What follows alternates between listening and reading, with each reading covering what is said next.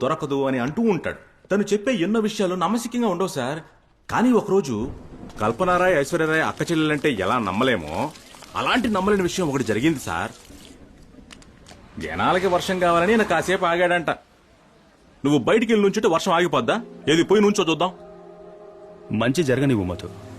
చాలా రోజుల తర్వాత వర్షం పడుతుంది, కొంచెం పండివ్వు. అందరికీ మంచిదేగా. నోటితో నారింజ నొలిసేవాడిని చూశాను, కానీ నువ్వు పనసపండే వచ్చేసే రకం. What is this, baby? One day we planned out now, but this stupid train spoiled everything. This is why I hate coming. Exam కి బాగా చదువుకున్నాం, వర్షం ఆగితే బాగుంటుంది. రాంబో, అందరూ వర్షం ఆగాలని ఆశపడుతున్నారు. ఏది నువ్వు బయటికి లాపు చూద్దాం.